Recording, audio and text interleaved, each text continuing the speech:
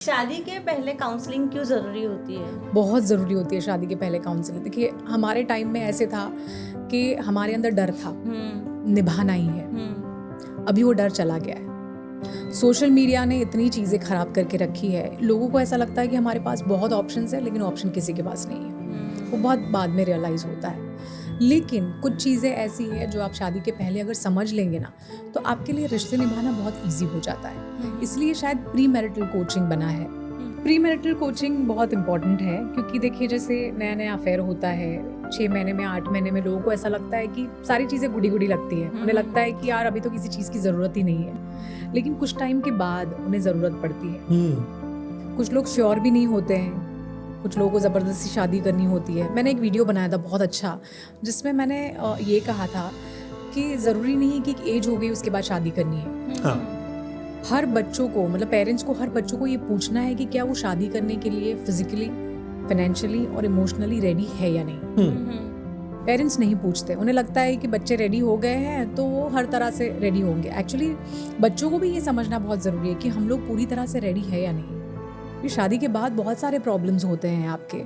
अगर आपने पहले से ही अपने आप को प्रिपेयर कर लिया तो प्रॉब्लम्स ऑलमोस्ट 50% कम हो जाएंगे, और इसके लिए शायद प्री मैरिटल कोचिंग है, ज़रूरी है। तो उसमें एग्जैक्टली आप क्या सिखाते हो?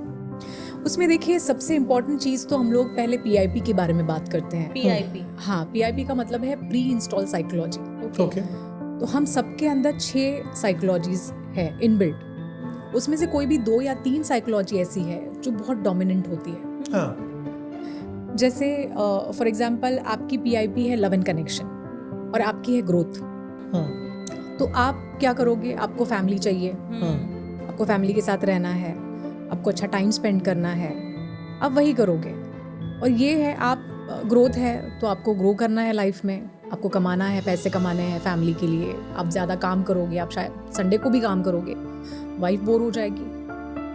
तो वाइफ क्या चाहेगी कि नहीं मेरा हस्बैंड मुझे टाइम दे, और आपको ये चीज़ें बहुत स्टूपिड लगेगी कि अरे यार क्या टाइम वाइम क्या देना है, मुझे तो काम करना है, बहुत काम कितना इंपॉर्टेंट है, काम कर रहा हो तभी तो तुम्हारी लाइफ इतनी अच्छी चल रही है। और वो बोलती है मुझे ये सब नहीं चाहिए, मुझे तुम्हारा टाइम चाहिए। बराबर। तो ये जो झगड़े होते हैं ना, वो सिर्फ PIP की वजह से होते हैं।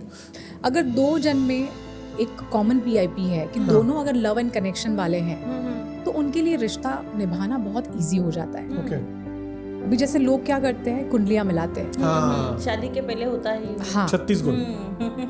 तो मैं एज अ कोच मैं ये कहूँगी कि कुंडलियां मिलाना ज़रूरी नहीं है, आप अपनी PIPs मिला लीजिए, उसके बाद आप देखिए लाइफ आपकी बहुत इजी हो जाएगी, मैरिज लाइफ। तो आपने 6 साइकोलॉजी कहा था ना? हाँ। क्या क्या है? पहली है सर्टेनिटी, दूसरी है अनसर्टेनिटी, तीसरा है सिग्निफिकेंस, चौथा है growth, love and connection and contribution.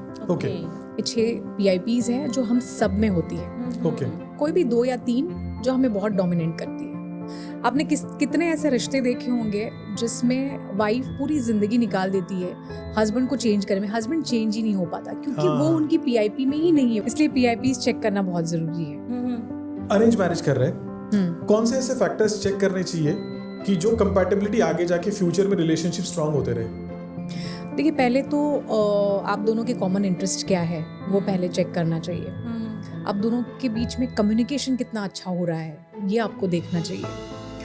आप लोग एक दूसरे की फैमिलीज़ को रिस्पेक्ट कर पा रहे हैं या नहीं, फैमिली का इंटरफेरेंस नहीं होना चाहिए, उनकी भी अपनी बाउंड्रीज होनी चाहिए, वो देखना बहुत ज़रूरी है। फाइनेंशियल कंडीशन लड़के की वो भी देखना बहुत ज़रूरी है। और बात आती है जहाँ फिज़िकल या इंटीमेसी की, वो भी बहुत इंपॉर्टेंट फैक्टर है। तो उसके ऊपर भी मेरे ख्याल से कुछ चीज़ें अगर पहले से थोड़ी बहुत बातें कर लेना, लड़का और लड़की, तो बहुत ज़रूरी है। लोग यूजुअली शर्माते हैं या ये, और कुछ लड़के ऐसे होते हैं कि उन्हें अगर उनके सामने इन सब चीज़ों की बातें करें ना तो वो बहुत ये हो जाते हैं कि अरे यार ये लड़की हो क्या ऐसी बातें कर रही है। तो ये भी जानना बहुत ज़रूरी है क्योंकि पूरी लाइफ निकालनी है। तो जो मेन फैक्टर्स है वो भी जान लेना है। जैसे अगर बच्चे चाहिए नहीं चाहिए, कितने साल में चाहिए, ये भी डिस्कस करना बहुत ज़रूरी है। क्योंकि कभी कभी लड़का रेडी होता है, लड़कियां रेडी नहीं होती। आजकल ज़माने में वैसे हो गया है क्योंकि सब लोग वर्किंग है। एग्जैक्टली। कई बार पेरेंट्स का भी फोर्स होता है कि शादी हो गई, अभी 1 साल हो गया, अभी बच्चा होना चाहिए। यस। तो ये सारी चीज़ें आप एडवांस में डिस्कस कर ले, ये आपके लिए बहुत अच्छी है।